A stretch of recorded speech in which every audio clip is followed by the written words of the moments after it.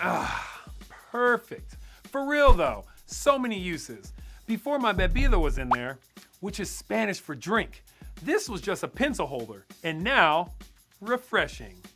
You know, I'm so glad you found the jar because it has a very special story that goes along with it. I mean, what would a souvenir be without a great story?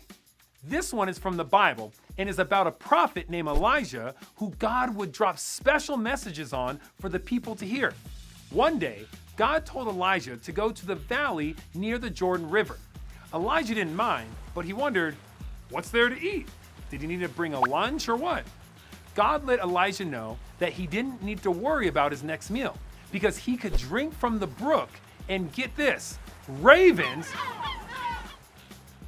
those, they would be delivering his food.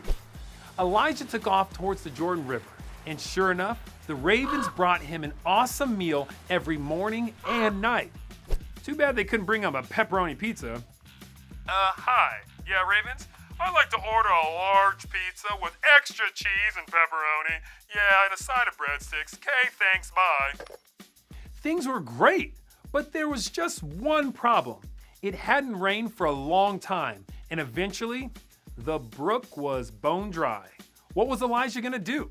This could have been a big problem for him, but he knew that God always provided for what he needed. And without fail, God told Elijah to leave the valley and go to another town where he would meet a widow. She would take care of him from there. Elijah obeyed, and just like God said, there she was, gathering sticks.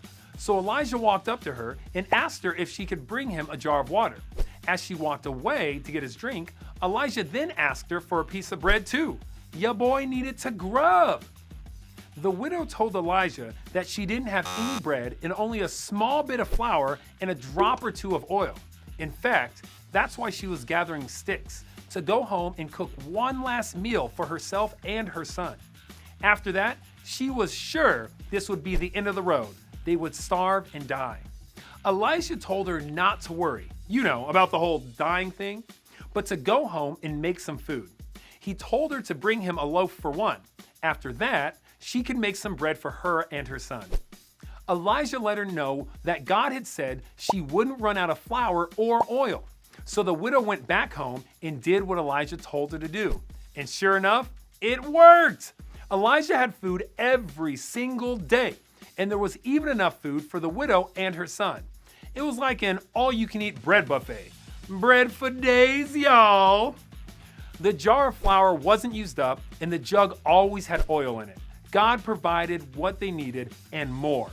So Questers, when you look at that jar, remember that one of the names of God is Provider. That's because God loves us and knows exactly what we need. He promises to provide for us, and He does. Well, until we meet again, keep on questing like the bestin'. Adios, mis amigos.